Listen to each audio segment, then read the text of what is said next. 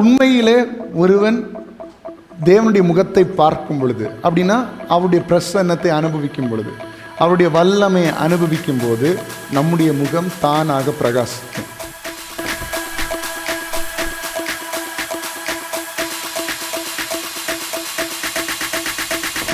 நான் இயேசுவை பார்க்கிறேன், இயேசுடைய பிரகாசம் என்மேல் வீசுகிறது, என்மேல் வீசின பிரகாசத்தை நான் பெற்றுக்கொண்டு இந்த உலகத்தில் நான் வெளிச்சம் காண்பிக்கிறேன். நீங்களும் நானும் கர்த்தருக்கு பயப்படுகிறவர்களாக இருந்து, கர்த்தரை சேவிக்கிறவர்களாக இருந்து, அவருடைய சுத்தமாகிய ஆத்துமாக்களை ஆதாயப்படுத்துகிறவர்களாய் நீங்களும் நானும் இருப்போமே ஆனால் நாம் ஞானவான்களாக இருக்கிறோம். ஞானவான்களை கர்த்தர் பிரகாசிக்க பண்ணுவார்.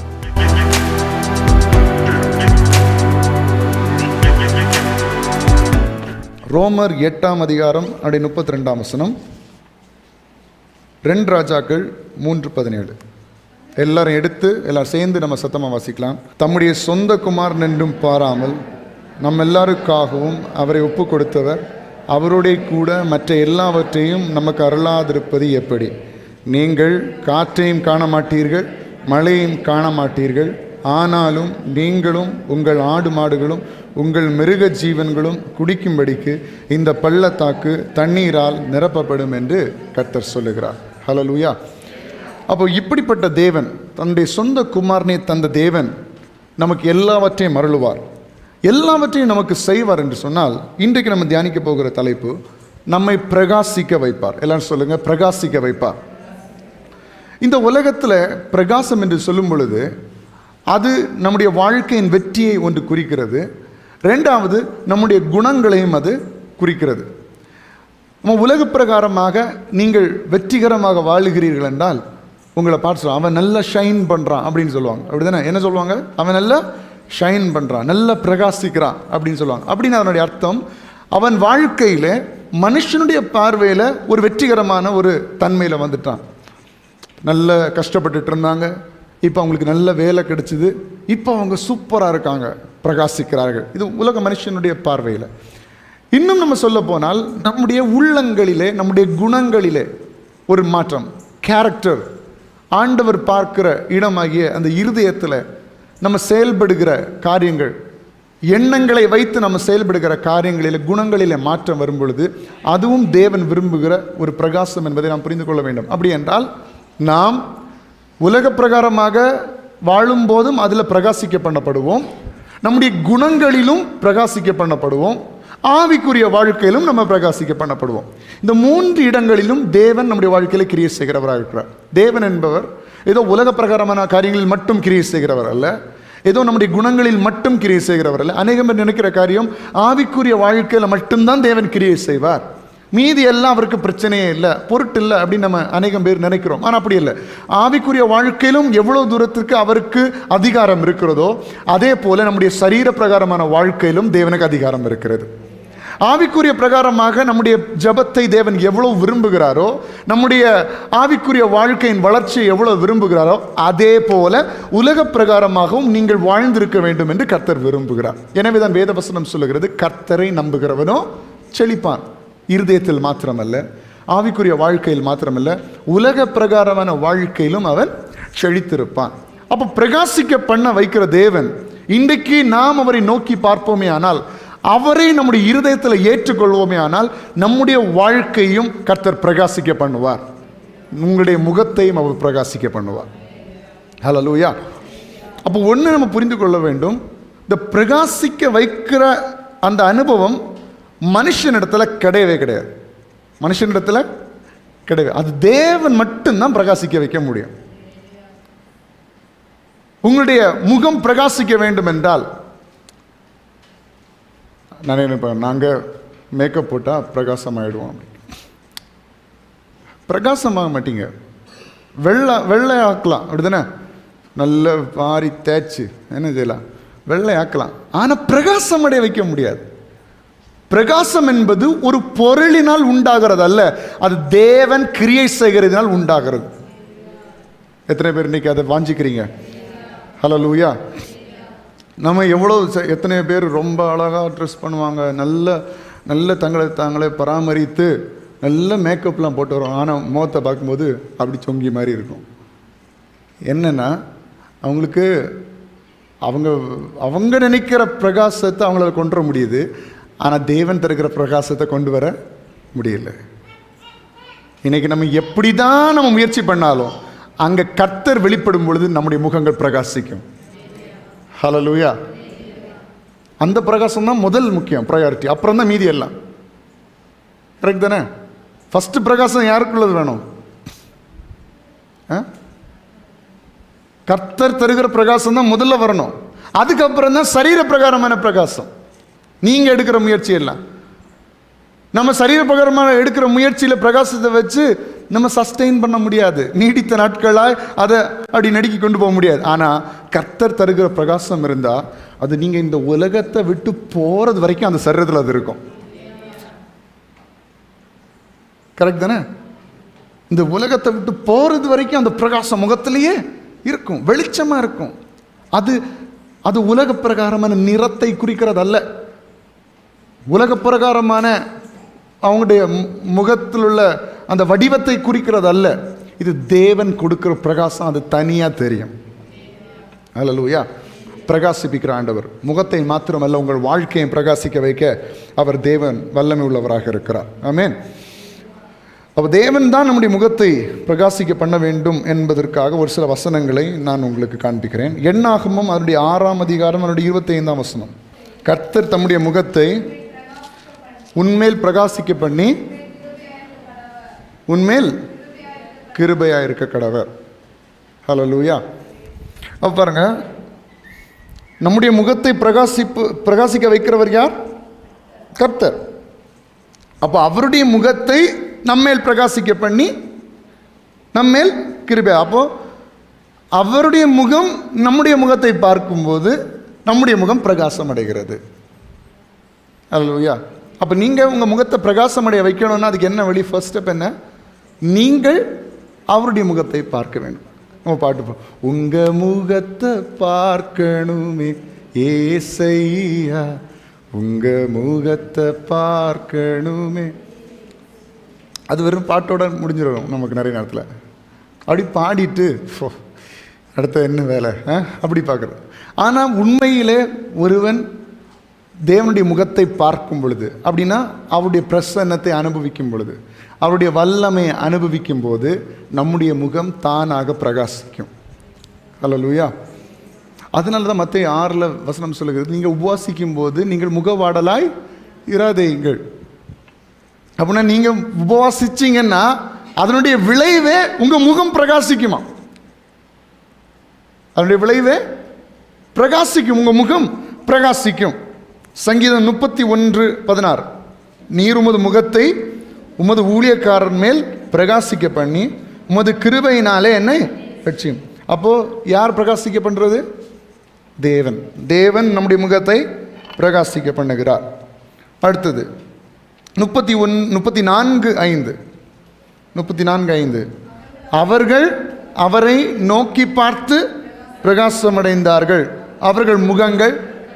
அப்போ ஒரு மனுஷனுடைய வாழ்க்கை பிரகாசிக்கணும்னா, அது ஒரு ஜொலிக்க வேண்டும் என்றால் அது கர்த்தரை நோக்கி பார்க்கிற ஜனங்களுடைய வாழ்க்கையில் மட்டும்தான் அது இருக்கும்.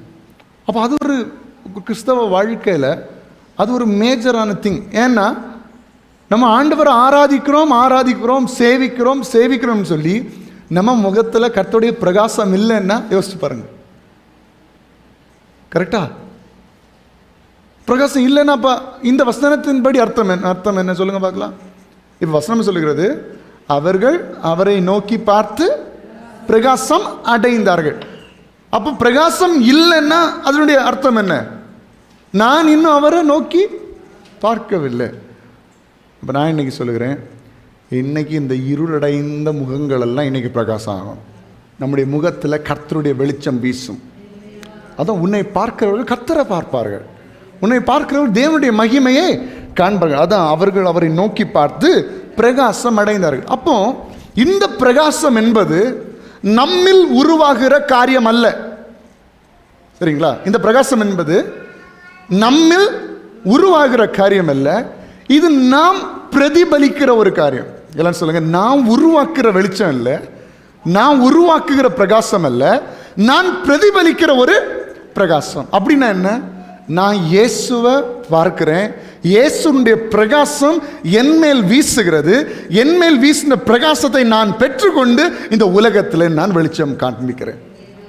இது நம்ம உருவாக்குற ஒரு பிரகாசம் கிடையாது, தேவனிடத்திலிருந்து பெற்றுக்கொள்வது. இப்போ நீங்கள் ராத்திரி சந்திரனை பார்க்கிறீர்கள். சந்திரன்னா என்னது?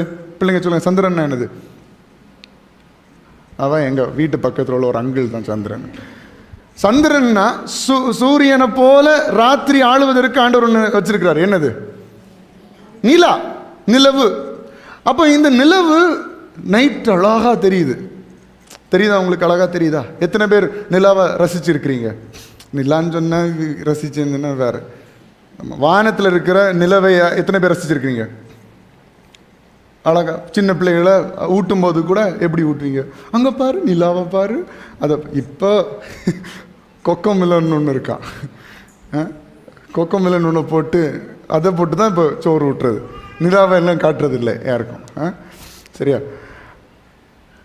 அப்போது நிலவு வந்து அவ்வளோ அழகாக இருக்குது. சில நேரங்களில் அது முழு நிலாவும் நம்முடைய கண்களுக்கு தெரிகிறது. முழு நிலாவும் கண்களுக்கு தெரியும் போது அது மிகவும் அழகாக இருக்குது. அதில் ஒரு வெளிச்சம் வருது, அப்படி தானே? அதுலேருந்து ஒரு வெளிச்சம் வருது.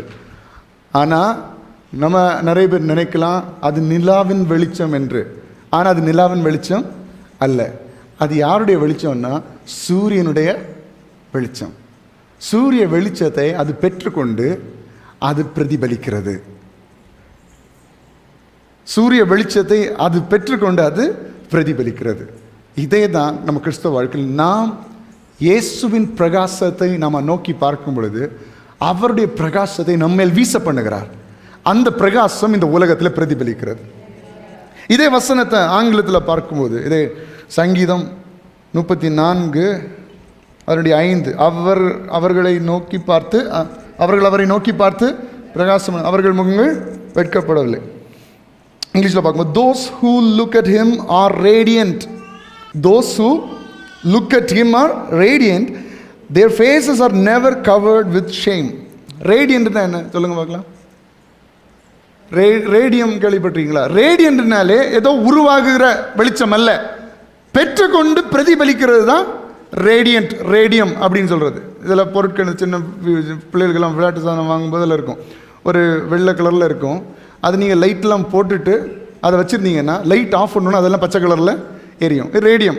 அப்போ ரேடியன்ட்னு சொன்னாலே வெளிச்சத்தை பெற்று வீசுகிறவர்கள், வெளிச்சத்தை வாங்கி பிரதிபலிக்கிறவர்கள், இதுதான் ரேடியன்ட். அப்போது கர்த்தரை நோக்கி பார்க்கிற பிரகாசம் அடைவார்கள். அவங்க பிரகாசத்தை பெற்றுக்கொண்டு பிரகாசத்தை பிரதிபலிக்கிறார்கள். அப்போ ஒரு நாளும் நான் என் சுய முயற்சியில் பிரகாசத்தை உருவாக்க முடியாது, என் முகத்தில் ஒரு ஜொலிப்பை உண்டு பண்ண முடியாது, என் வாழ்க்கையில் ஒரு ஜொலிப்பை உண்டு பண்ண முடியாது. ஆனால் நான் எப்போ ஆண்டுடைய சமூகத்தில் அப்பா என்னை நிரப்பும், என்னுடைய முகம் உண்மை நோக்கி பார்க்கிறது, உம்முடைய முகத்தை தரிசிக்கிறது, உம்முடைய பிரசன்னத்தை வாஞ்சிக்கிறதுன்னு சொல்லி நான் வாஞ்சிக்க அவர் என்னை பிரகாசிக்க பண்ணுகிறார். அந்த பிரகாசம் இந்த இருள் நிறைந்த உலகத்தில் வெளிச்சமாய் மாற்றப்படுகிறது. ஹல்லேலூயா. அப்போ நீங்கள் எத்தனை பேர் விரும்புகிறீங்க இருள் நிறைந்த உலகத்தில் நான் தேவனுடைய பிரகாசத்தை பெற்றுக்கொண்டு ஒரு வெளிச்சத்தை நான் வீச விரும்புகிறேன்? ஹல்லேலூயா. அடுத்த வசனம் சொல்லுகிறது பாருங்க, தானியேல் 12ஆம் அதிகாரம் அவருடைய 3ஆம் வசனத்தில் பார்க்கும் பொழுது, வாசிங்க வேகமா. தானியேல் 12:3, ஞானவான்கள் ஆகாய மண்டலத்தின் ஒளியை போலவும் அநேகரை நீதிக்குட்படுத்துகிறவர்கள் நட்சத்திரங்களைப் போலவும் என்னென்றைக்கும் உள்ள சதா காலங்களிலும் பிரகாசிப்பார்கள். அப்போ யார் யார் பிரகாசிப்பார்கள் என்பதில் முதல்ல பார்த்தோம், கர்த்தருடைய முகத்தை நோக்கி பார்க்கிறவர்கள் பிரகாசம் அடைவார்கள், அவருடைய முகங்கள் வெட்கப்பட்டு போவதில்லை என்பதை பார்த்தோம். இப்போ பார்க்கிறோம் யார் பிரகாசம். முதல்ல கர்த்தருக்கு பயப்படுதலே ஞானத்தின் ஆரம்பம். கர்த்தருக்கு பயப்படுதல் தான் ஞானத்தின் ஆரம்பம். இன்னொன்று இருக்கு, நீதிமொழிகள் 11:30. நீதிமொழிகள் 11:30. யார் ஞானவான் என்பதை அதில் பார்க்க முடியும். ஆத்துமாக்களை ஆதாயப்படுத்திக் கொள்ளுகிறவன் ஞானம் உள்ளவர். எல்லாரும் சொல்லுங்க, ஆத்துமாக்களை ஆதாயப்படுத்திக் கொள்ளுகிறவன் ஞானம் உள்ளவன். கர்த்தருக்கு பயப்படுதலே ஞானத்தின் ஆரம்பம். ஆத்துமாக்களை ஆதாயப்படுத்திக் கொள்ளுகிறவன் ஞானவான். அங்கே வாசிச்சோம் ஞானவான்களுடைய முகங்கள் பிரகாசிக்கும். அப்போ நீங்களும் நானும் கர்த்தருக்கு பயப்படுகிறவர்களாக இருந்து, கர்த்தரை சேவிக்கிறவர்களாக இருந்து, கர்த்தரை பயபக்தியோடு தேடுகிறவர்களாக இருந்து, அவருடைய திட்டமாகிய அவருடைய சித்தமாகிய ஆத்துமாக்களை ஆதாயப்படுத்துகிறவர்களாய் நீங்களும் நானும் இருப்போமே ஆனால் நாம் ஞானவான்களாக இருக்கிறோம். ஞானவான்களை கர்த்தர் பிரகாசிக்க பண்ணுவார். அல்லேலூயா. அப்போ நம்முடைய ரெஸ்பான்சிபிலிட்டி என்ன? நம்ம ஆத்துமாக்களை ஆதாயம் பண்ண வேண்டும், ஆத்துமாக்களை ஆண்டவருடைய ராஜ்யத்திற்கென்று சேவிக்க வேண்டும், அவர்களை தேவனண்டை திருப்ப வேண்டும். இதுதான் ஞானமுள்ள காரியம். நம்ம இந்த உலகத்தில் மனுஷனுக்கு எதை சம்பாதிச்சு வைக்கிறோமோ இல்லையோ, அவர்களுக்கு நித்திய ஜீவனையும் பரலோகத்தையும் அவர்களுக்காக சம்பாதித்து வைக்க வேண்டும். அப்படி என்றால் கர்த்தருடைய சமூகத்துக்கு நேராக அவர்களை நடத்தினாலே நீங்கள் ஞானவான்களாக மாற்றப்படுகிறீர்கள். ஞானவான்கள் பிரகாசிப்பார்கள். ஒருமுறை கூட வாசிங்க, ஞானவான்கள் ஆகாய மண்டலத்தின் ஒளியைப் போலவும் அநேகரை நீதிக்கு உட்படுத்துகிறவர்கள் நட்சத்திரங்களைப் போலவும் என்றென்றைக்கும் உள்ள சதா காலங்களிலும் பிரகாசிப்பார்கள். ஹல்லேலூயா. அப்போ அவர்கள் வாழ்ந்திருப்பார்கள், செழித்திருப்பார்கள், கர்த்தருடைய பார்வையில் உயர்ந்திருப்பார்கள், கர்த்தருடைய ராஜ்யத்திலும் அவர்கள் உயர்ந்திருப்பார்கள் என்பதே அவனுடைய அர்த்தமாக இருக்கிறது. இப்போ அடுத்த ஒரு காரியத்தை நம்ம பார்க்க போகிறோம். மத்தேயு 5ஆம் அதிகாரம் 14, 15, 16. நம்ம பிரகாசிப்பதற்கு இன்னொரு வழியை நம்ம அதில் பார்க்க முடிகிறது. நீங்கள் உலகத்திற்கு வெளிச்சமாக இருக்கிறீர்கள். மலையின் மேல் இருக்கிற பட்டணம் மறைந்திருக்க மாட்டாது. விளக்கை கொளுத்தி விளக்கு தண்டின் மேல் வைப்பார்கள், அப்பொழுது அது யாவருக்கும் வெளிச்சம் கொடுக்கும். இவ்விதமாய் மனுஷர் உங்கள் நற்கிரியைகளை கண்டு பரலோகத்தில் இருக்கிற உங்கள் பிதாவை மகிமைப்படுத்தும்படி உங்கள் வெளிச்சம் அவர்கள் முன் பிரகாசிக்க கடவுது. அப்போ இது எந்த வெளிச்சத்தை பற்றி சொல்லுது? உங்களுடைய நல்ல கிரியைகள், நற்கிரியைகள் என்கிற பிரகாசம். முதல்ல பார்த்தோம், கர்த்தருடைய முகத்தை நோக்கி பார்க்கிறவர்கள் பிரகாசம் அடைவார்கள் என்று பார்த்தோம். அடுத்தது பார்த்தோம், ஆத்துமாக்களை ஆதாயம் பண்ணுகிறவர்கள், அதாவது ஞானவான்கள் பிரகாசிப்பார்கள் என்று பார்ப்போம். இப்போ பிரகாசம் எந்த இடத்துல செயல்பட வேண்டும் என்றால், உலகத்தில் மாத்திரமல்ல, நம்முடைய நற்கிரியைகளிலும் அந்த பிரகாசம் வெளிப்பட வேண்டும். சரியா? நீங்கள் உலகத்துக்கு வெளிச்சமாக இருக்கு அப்படின்னா நீங்கள் தேவனை பிரதிபலிக்கிறீர்கள். யாரை பிரதிபலிக்கிறீங்க? தேவனுடைய பிரகாசத்தை நீங்கள் உலகத்தில். அப்போ உங்களை பார்க்கிறவங்க யாரை ஜட்ஜ் பண்ணுவாங்க? யாரை ஜட்ஜ் பண்ணுவாங்க? ஒரு பிள்ளையை பார்த்தா தானே அந்த பிள்ளையை எப்படி வளர்த்திருக்கிறாங்கன்னு தெரியும். கரெக்ட் தானே? உலகத்தில் அப்போ இந்த பிள்ளையை நல்லா வளர்த்திருக்காங்க அப்படின்னா அந்த பெற்றோர் சூப்பராக வளர்த்திருக்கிறாங்கன்னு அர்த்தம். அப்போ நீங்கள் உலகத்துக்கு வெளிச்சமாக இருக்கிறீர்கள், உலகத்துக்கு உப்பாக இருக்கிறீர்கள் அப்படின்றால் நீங்கள் யாரை பிரதிபலிக்கிறீங்க? இயேசுவை பிரதிபலிக்கிறீங்க. அதனால உங்கள் நற்கிரியைகளை தான் ஆண்டவர் ஒரு வெளிச்சமாக பார்க்கிறார். ஏன்னா நீங்கள் வெளிப்படுத்துகிற ஒவ்வொரு கிரியை யாரை வெளிப்படுத்தணும்? இயேசுவை வெளிப்படுத்தணும். அவருடைய குணத்தை நீங்கள் வெளிப்படுத்துகிறவர்களாக இருக்க வேண்டும். அதான் வேதம் சொல்லுகிறது, இவ்விதமாய் மனுஷர் உங்கள் நற்கிரியைகளை கண்டு, உங்களுடைய நற்கிரியைகளை கண்டு பரலோகத்தில் இருக்கிற பிதாவை மகிமைப்படுத்துவார்களாம். ஹலோ, எப்படிப்பட்ட வசனமா இருக்கு? உங்க நற்கிரியைகளை பார்த்து எல்லாம் சொல்லுங்க, ஏன் நற்கிரியைகளை பார்த்து சொல்லுங்க எல்லாம் சொல்லுங்க, என்னுடைய நற்கிரியைகளை பார்த்து பரலோகத்தில் இருக்கிற பிதாவை மற்ற ஜனங்கள் மகிமைப்படுத்துவார்களாம். அப்படின்னா அது எவ்வளோ பெரிய முக்கியமான ஒரு காரியம் பாருங்க. இன்றைக்கி நீங்கள் சொல்லுங்கள், யோசிச்சு பாருங்கள், ஏன் நற்கிரியைகளை பார்த்து என் வீட்டில் இருக்கிறவங்க ஆண்டவர் மகிமைப்படுத்த முடியுமா? பிள்ளைகளெல்லாம் நீங்கள் கேட்கணும், விளையாடிட்டு இருக்கிறது இல்லை, என்ன கேட்கணும்? ஏன் நற்கிரியைகளை பார்த்து என் அப்பா அம்மா ஏசப்பாக்கு தேங்க்ஸ் பண்ணுவாங்களா? ஐயோ ஆண்டவர், இந்த பிள்ளை இப்படி பண்ணுது, இந்த வயசுலேயே இது இவ்வளவு பண்ணுதே, இவன் எல்லாம் கொஞ்சம் வளர்ந்தா என்ன ஆவான் அப்படி நினைக்கிறாங்களா? இல்லை உங்கள் கிரியைகளை பார்த்து ஏசப்பாவை தேங்க்ஸ் பண்ணுறாங்களா? எல்லாரும் யோசிக்கலாம், எல்லா பிள்ளைகளும் யோசிக்கலாம். இப்போ தான் எல்லாருக்கும் பைபிளை மும்முரமாக வாசிக்கணும். என்ன மற்ற 5 அதிகாரத்தில் எல்லாம் இப்போ எல்லோரும் என்ன பாருங்கள் சொல்லுங்கள், நான் கேட்குற கேள்வி பதில் சொல்லுங்கள். உங்கள் நற்கிரியைகளை பார்த்து உங்கள் வீட்டில் இருக்கிறவங்க ஆண்டவருக்கு மகிமை செலுத்துகிறாங்களா? அப்படி இல்லைன்னா அப்படிப்பட்ட கிரியை உள்ளவர்களாக நீங்கள் இன்னைக்கு மாறணும். அதுதான் உண்மையான பிரகாசம். உங்கள் நற்கிரிகளை பார்த்து சபையில் இருக்கிற ஜனங்கள் ஆண்டவருக்கு மகிமைகளை செலுத்தணும். உங்களுடைய வீட்டு பக்கத்தில் இருக்கிறவர்கள் உங்களுடைய நற்கிரியைகளை பார்த்து தேவனுக்கு மகிமை செலுத்த வேண்டும். அதுதான் உண்மையான பிரகாசம். ஹல்லேலூயா. அப்போ இதுக்கு நம்முடைய பார்வை சரியாக இருக்க வேண்டும். நம்முடைய பார்வை, யாரை பார்க்குறீங்க? உலகத்தை பார்த்து வெளிச்சத்தை வீசினீங்கன்னா அது நற்கிரியாக இருக்குது, அது துர்க்கிரியாக இருக்கும். ஆனால் தேவனை பார்த்து நீங்கள் வெளிச்சத்தை வீசினீர்கள் அது நற்கிரியைகளாக தான் இருக்கும். அதே மத்தேயு 6ஆம் அதிகாரத்தில் 22, 23, கண்ணானது சரீரத்தின் விளக்காக இருக்கிறது. உன் கண் தெளிவாயிருந்தால் உன் சரீரம் முழுவதும், உன் கண் தெளிவாயிருந்தால் உன் சரீரம் முழுவதும் வெளிச்சமாயிருக்கும். உன் கண் கெட்டதாயிருந்தால் உன் சரீரம் முழுவதும் இருளாயிருக்கும். இப்படி உன்னில் உள்ள வெளிச்சம் இருளாயிருந்தால் அவ்விருள் எவ்வளவு அதிகமாக இருக்கும். அப்போ உன் சரீரம், உன் கண் தெளிவாக இருந்ததுன்னா உன் சரீரம் எப்படி இருக்குமா? வெளிச்சமாக இருக்கும். உன் கண் கெட்டதாக இருந்தால் உன் சரீரமும் இருளாக இருக்கும். அப்படின்னா நீங்கள் பார்க்கிற பார்வை, நீங்கள் யாரை தரிசிக்கிறீங்களோ அந்த பார்வை சரியாக இருந்ததுன்னா உங்கள் ஆவிக்குரிய வாழ்க்கை சரி. இப்போது இதில் இன்னொரு மீனிங் இருக்குது. கண்ணை பார்த்து மனுஷனுடைய சரீரத்தை கணக்கு போடுறாங்களா இல்லையா?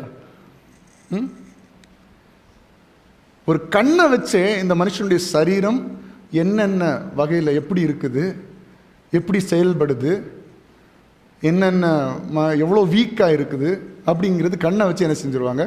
கண்டுபிடிச்சிருவாங்க. எத்தனை பேர் அதை கேள்விப்பட்டிருக்கிறீங்க? நீங்கள் எத்தனை பேர் மீன் வாங்க போயிருக்கிறீங்க ஃபிஷ் மார்க்கெட்டுக்கு? அப்படின்னா இன்றைக்கி ஒரு டெக்னிக் உங்களுக்கு சொல்லித்தரேன். ஃபிஷ் மார்க்கெட் போயிருக்கீங்களா? நீங்கள் போயிருக்கீங்க. நீங்கள் எப்படி மீன் வாங்குவீங்க? நமக்கு இங்கே கன்னியாகுமரி மாவட்டத்தில் மீனுக்கு குறைவே கிடையாது. வேறு இடங்களுக்கெல்லாம் மீன் ரொம்ப கஷ்டமாக. மீன் வாங்கும்போது நீங்கள் எப்படி வாங்குவீங்க? அந்த உட்கார்ந்துருக்கிற அந்த மேடம் வந்து அந்த மீனுக்கு அந்த இதில் எடுத்து இப்படி இலக்கி காட்டுவாங்க. ரெட் கலரில் இருந்துன்னு சொன்னோன்னா நீங்கள் நம்பி என்ன செஞ்சுட்ருக்கீங்க? வாங்கிட்டு வந்துருங்க. அதில் பாதி மீன் எப்படி இருக்கும்? சரி, நான் அதில் எக்ஸ்பர்ட் கிடையாது, ஆனால் கொஞ்சம் எக்ஸ்பர்ட்டு தான். ரொம்ப முன்னாடி கிடையாது, கொஞ்சம் ஒரு 4-5 வருஷத்துக்கு முன்னாடியிலேருந்தே நான் அதில் கொஞ்சம் எக்ஸ்பர்ட். சரியா? அப்போ ஒரு நாள் என்னுடைய ஒரு அக்காவுடைய ஹஸ்பண்டோடு கூட நான் மார்க்கெட்டுக்கு போயிருந்தேன். அப்போல்லாம் எனக்கு மீன் வாங்குறதுக்கே தெரியாது. மார்க்கெட் போயிருக்கும்போது அவங்கள்ட்ட கேட்டு, நீங்கள் எப்படி மீனை பார்த்து வாங்குறீங்க, ஃப்ரெஷ்ஷாக வாங்குறீங்க அப்படின்னு சொல்லும்போது, அந்த மீனுக்கு கண்ணை பார்க்கணும், தொடவே வேண்டாம் நீ மீனை. கண்ணை பார்க்கும்போது கிறிஸ்டல் கிளியராக அப்படி இருந்துச்சுன்னா அது என்ன மீன்? நல்ல மீன்.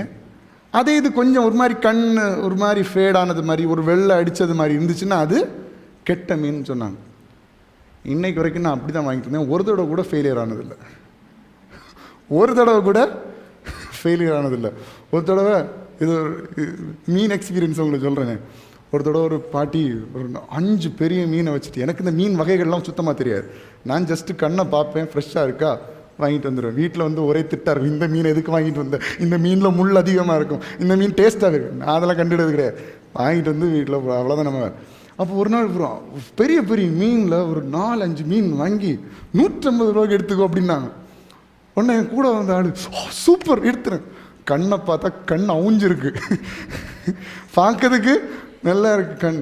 இல்லை வேண்டாம் அப்படின்னு சொல்லிட்டு. அப்போது ஒரு கண்ணை வச்சு நம்ம பார்த்தாலே இந்த சரீரம் எப்படி இருக்குன்னு என்ன செஞ்சிடலாம், புரிந்து கொள்ளலாம். இதே போல் நம்ம உலக பிரகாரமான வாழ்க்கையிலும் சரி, நம்ம ஆவிக்குரிய வாழ்க்கையிலும் சரி, நம்முடைய கண் தெளிவாக இருந்தால் உங்கள் சரீரமும் வெளிச்சமாக இருக்கும், உங்கள் ஆவிக்குரிய வாழ்க்கையும் வெளிச்சமாக இருக்கும். இந்த பார்வை, இது கண், அதனால தான் ரொம்ப முக்கியம். கண் சரீரத்தின் விளக்காய் இருக்கிறது. அப்போ இந்த பார்வை ஆண்டவரை பார்த்து, உலகத்திலே சரியானதை பார்த்து ஆண்டவருக்கு கீழ்ப்படிந்து நடக்குமானால் அந்த வெளிச்சம் நம்மில் பிரகாசிக்கும், நம்முடைய உள்ளங்களில் பிரகாசிக்கும், நம்முடைய சரீரத்திலும் அது பிரகாசிக்கும். ஹல்லேலூயா. அப்போ இன்றைக்கு ஆண்டவரே எங்களுடைய கண்களை தெளிவாக்குங்கப்பா. நீ நம்ம ஜெபம் பண்ண போகிறோம். இன்றைக்கி நம்ம ஆவிக்குரிய வாழ்க்கையில் பிரகாசம் வேணும், சரீரமும் இன்றைக்கி பிரகாசம் அடையணும். நிறைய பேர் கண்ணை பார்த்து இவனுக்கு நிறைய நாள் வாழ மாட்டான், இவனுக்கு ஆயுசு காலம் இவ்வளோ தான், இவனுக்கு இனி கொஞ்ச நாள் தான், அதெல்லாம் ஆண்டவர் இன்னைக்கு மாற்றி எழுதி உங்களுடைய கண்களை கர்த்தர் தெளிவாக்குவாராக. ஹல்லேலூயா. சரீர பிரகாரமாகவும் கர்த்தர் உங்களை பலப்படுத்துவார், வெளிச்சமுள்ளவர்களாய் மாற்றுவார். ஆவிக்குரிய விதத்திலும் கர்த்தருடைய வெளிச்சத்தை பிரதிபலிக்கிறவர்களாய் கர்த்தர் உங்களை மாற்றுவாராக.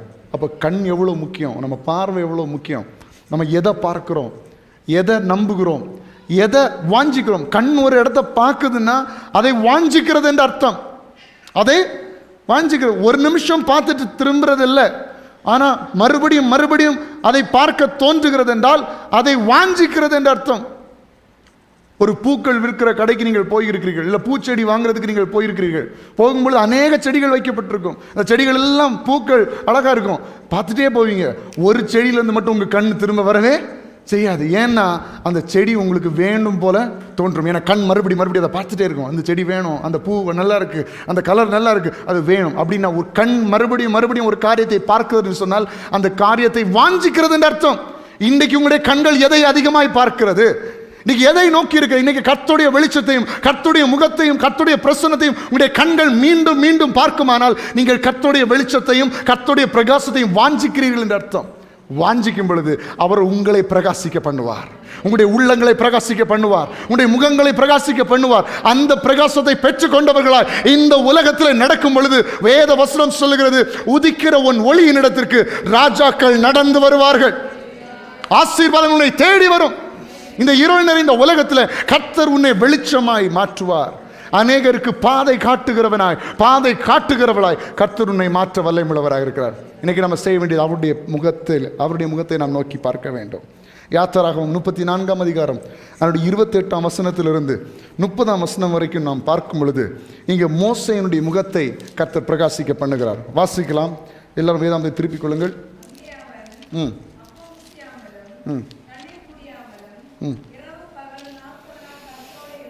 எப்படி இருந்தான் அங்கே? அவன் அப்பம் புசியாமலும் தண்ணீர் குடியாமலும் இரவும் பகலும் 40 நாள் கர்த்தரோடே இருந்தான்.